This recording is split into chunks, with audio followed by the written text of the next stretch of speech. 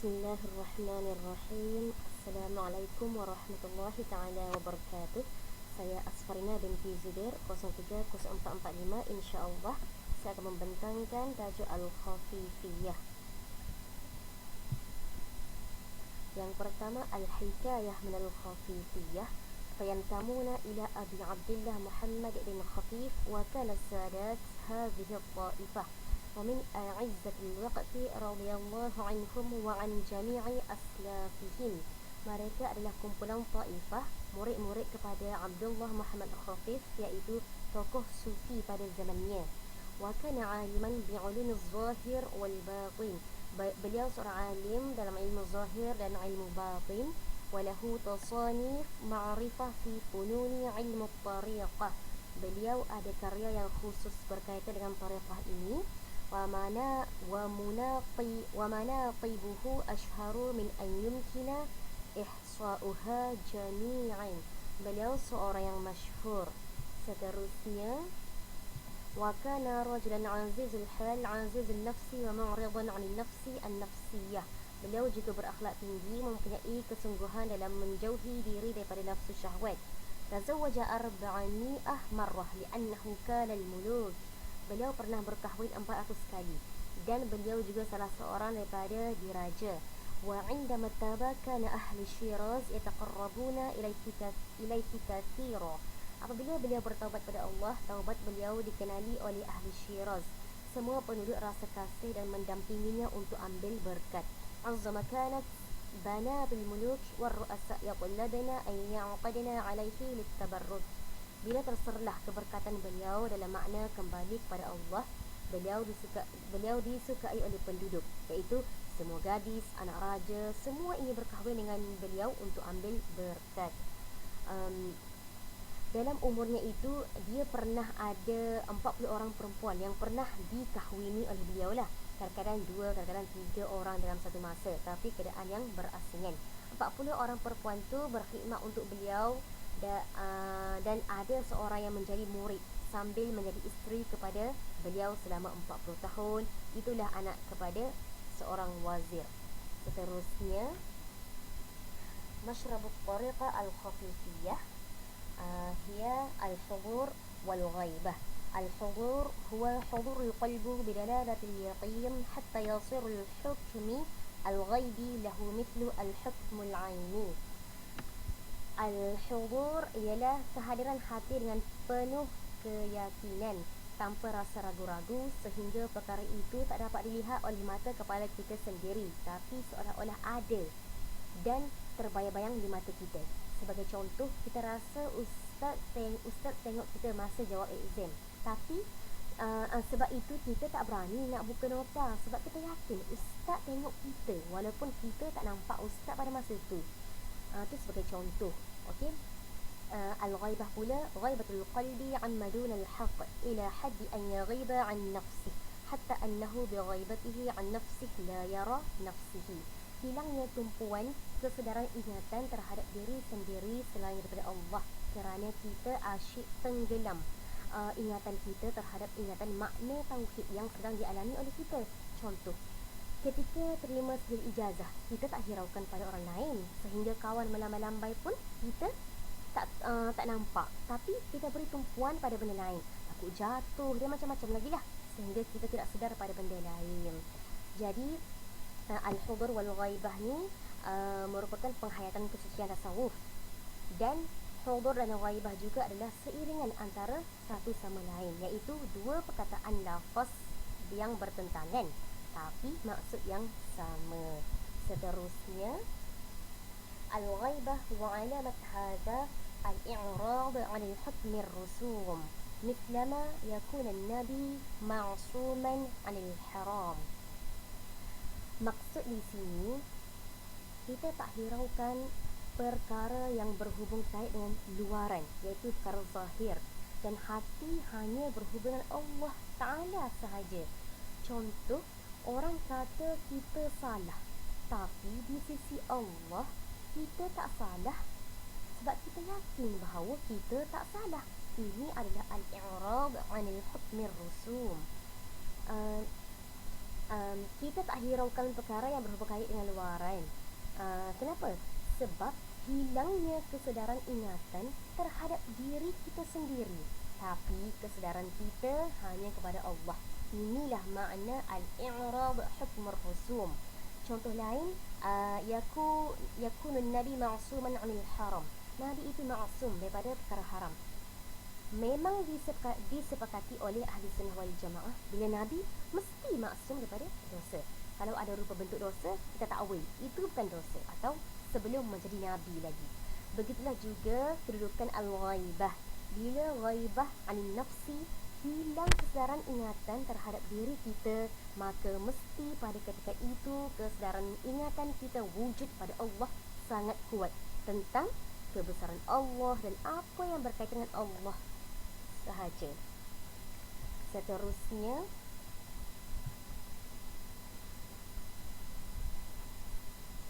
al-fariqatani al-ula fariqu yuqaddimu al-ghaibah 'ala al-hudur والثاني فريق يقدم الحضور على الغيبة. الأولى فريق يقدم الغيبة على الحضور. Sebagaimana yang kita fahami di sini, hum Ibnu Atha wal Husain bin Mansur Abu Bakar Ash-Shabli wa Bindar bin Al-Husain wa Abu Hamzah Al-Baghdadi wa jama'ah min al-Iraqiyin. Ia merupakan kumpulan yang mendahulukan al-ghaibah ke atas al-hudur. Setengah masyayikh mengutamakan kepada makna ghaibah apabila ghaibah wujud dalam hati. Apabila ghaibah wujud dalam hati, tinggalkan perasaan hudur itu. Ini adalah bentuk tarbiyah yang disuruh oleh masyayikh kepada muridnya. Hijab paling besar untuk kita sampai pada Allah adalah diri kita sendiri. Apabila bersih perasaan diri kita terhadap wujudnya diri kita, barulah tulus makna lillahi ta'ala, dan hilanglah jua segala kecacatan yang ada pada diri kita, dan bertukarlah hal diri kita pada ketika itu untuk menuju redha Allah yang dianggap sebagai hijab bagi kita. Maka kita mesti hilangkan rasa wujud diri kita, hilangkan rasa hak-hak dalam diri kita ni. Barulah kita dapat rasa hak itu daripada hudur Allah Ta'ala, bukan daripada diri kita sendiri. Jadi firqah yang kedua, fariqu yuqaddim al-hudur 'ala al-ghaibah, hum al-Harith al-Muhasibi wal-Junayd سهل بن عبد الله وأبو حفص الحداد وحمد القصار وأبو محمد الجريري والحصرة ومحمد بن خفيف. Mereka berpegang dengan mendahului al-hudur ke atas al-ghaibah. Sesetengah kumpulan mengutamakan perasaan hudur hati daripada kita melayan perasaan ghaibah.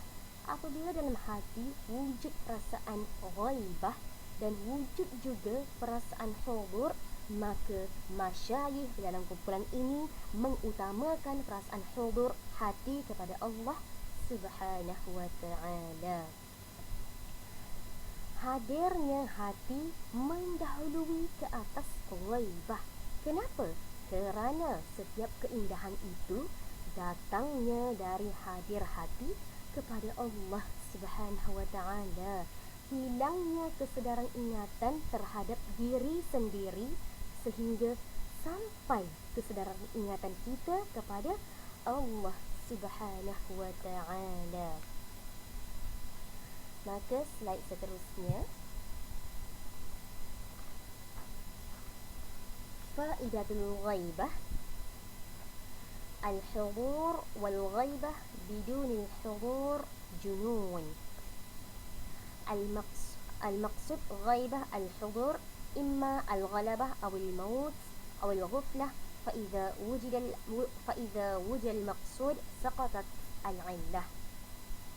Maksud di sini seseorang ghaibah tapi tak ingat pada Allah. Ini gila, sebab hilang ingatan terhadap kesedaran diri tapi ingat benda lain. Ini bukan ghaibah sama sekali. المقصود غيبة الحضور إما الغلبة أو الموت أو الغفلة. kita maksudkan ghaibah dengan makna hudur, sama ada ghalabah atau maut atau ghaflah. Ghalabah ini sifat yang mendampingi perasaan ghaibah yang ada pada diri seseorang. Apabila dia ghaibah, berlakulah pada dirinya ghalabah kerana dia hilang kesedaran ingatan terhadap dirinya sendiri. Maut pula berlaku pada salafus salih, iaitu pada zaman dahulu, iaitu terlalu takut pada Allah sehingga dia mati, atau mati di nafsu apabila dia alami sifat ghaibah yang dimaksudkan itu al-hudur. Ghaflah pula lupa selain daripada Allah yang ada dalam hati kita hanyalah Allah. Itulah dikatakan al-hudur, dan al-hudur pula dikatakan al-ghaibah. Maka apabila kita sampai pada maksudnya, gugurlah segala sebab musabab yang lain. Jadi bagi orang yang mula-mula melatih diri untuk mengingati Allah, dia ingat diri dia, ingat Allah, ingat semua makhluk. Tapi nisbah ingat diri dia kepada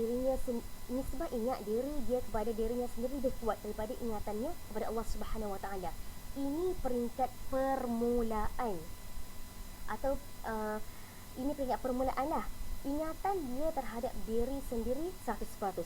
Ingatan dia terhadap diri dia kepada Allah mungkin 1% atau 2%. Tapi apabila dia berlatih atau didik jiwanya terus menguatkan hubungan tauhid dia kepada Allah, maka pada ketika itu bertukar sifat al-hudur, dia bertambah baik. Hudur daripada nisbah terhadap dirinya 100% jadi 98, 97, 96 hingga kurang lah, semakin jadi berkurang. Kurang sebab nisbah hubungan dia dengan Allah semakin meningkat. Semakin meningkat ingatan pada Allah, 1% tadi menjadi 2%, 3%, semakin meningkat. Ini adalah nisbah hudur. Semakin tinggi nisbah hudur, semakin kurang nisbah ghaflah. Maka disifatkan di sini ialah hudur yang dimaksudkan 100%. Jadi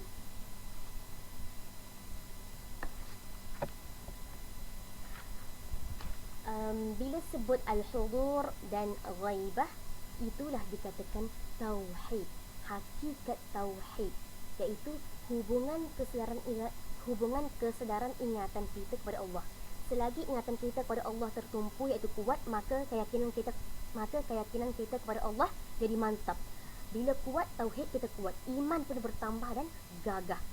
Fa fil ghaibah wahsyatul hijab wa fil hudur rahah al-kashfi.